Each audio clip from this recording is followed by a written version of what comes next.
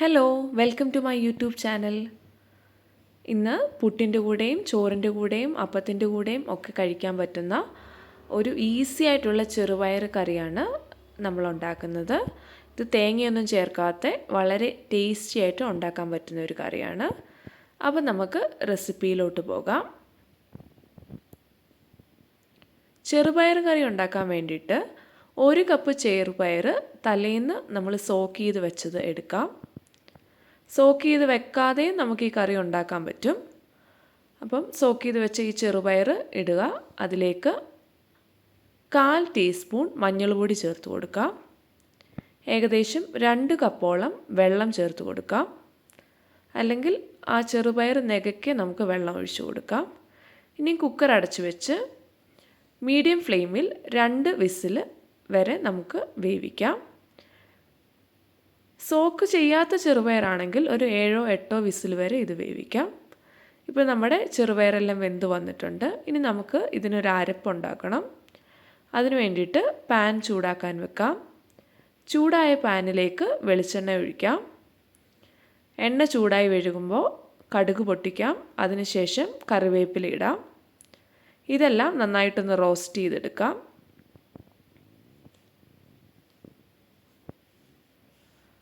ഇതിലേക്ക് 3 വറ്റൽമുളകും കൂടെ ചേർത്ത് കൊടുക്കാം.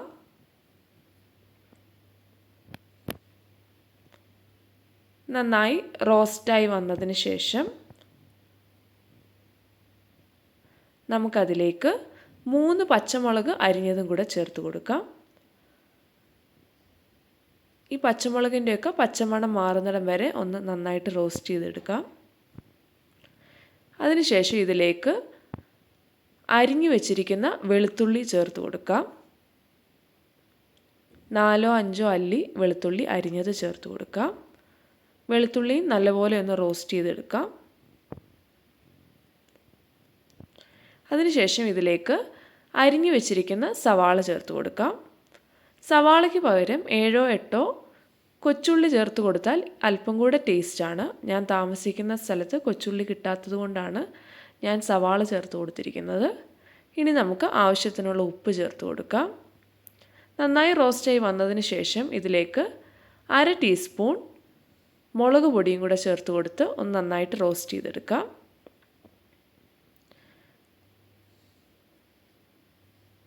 ഇപ്പോൾ നന്നായി റോസ്റ്റായി വന്നിട്ടുണ്ട്. ഇനി നമ്മൾ വേവിച്ച് വെച്ചിരിക്കുന്ന ചെറുപയർ ഇതിലേക്ക് ചേർത്ത് കൊടുക്കാം. അതിനുശേഷം ആവശ്യത്തിനുള്ള വെള്ളം കൂടെ ചേർത്ത് നന്നായിട്ടൊന്ന് ഇളക്കി യോജിപ്പിക്കാം.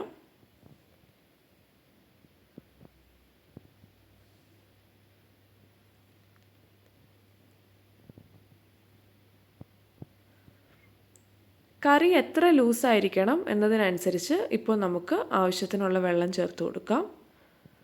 വെള്ളം ചേർത്ത് കൊടുത്തതിന് ശേഷം നന്നായിട്ടൊന്ന് ഇളക്കി അടച്ചു വെച്ച് 15 മിനിറ്റ് വരെ നമുക്കൊന്നുകൂടെ ഒന്ന് വേവിച്ചെടുക്കാം. ആ 15 മിനിറ്റിൽ ഇത് നന്നായിട്ടൊന്ന് മിക്സായിട്ട് വരും. അപ്പോഴാണ് ഇതിൻ്റെ ടേസ്റ്റ് കൂടുന്നത്. അടച്ചു വെച്ച് നമുക്ക് വേവിക്കാം. ഇപ്പോൾ ഏകദേശം 15 മിനിറ്റ് ആയിട്ടുണ്ട്. ഇപ്പം കണ്ടാലറിയാം കറിയൊക്കെ കുറച്ച് തിക്കായിട്ട് വന്നിട്ടുണ്ട്. ഇനി ഇത് ഇരിക്കുമ്പോൾ ഇതിലും കൂടുതൽ കുറുകി വരും. അതുകൊണ്ട് ഒരുപാട് തിക്കാക്കേണ്ട ആവശ്യമില്ല. ഇപ്പോൾ ആവശ്യത്തിനുള്ള തിക്നെസ് ആയിട്ടുണ്ട്. അങ്ങനെ നമ്മുടെ ചെറുപയർ കറി ഇവിടെ റെഡി ആയിട്ട് വന്നിട്ടുണ്ട്. എല്ലാവരും ട്രൈ ചെയ്ത് നോക്കുക. വളരെ ഈസി ആയിട്ടുള്ള റെസിപ്പിയാണ്.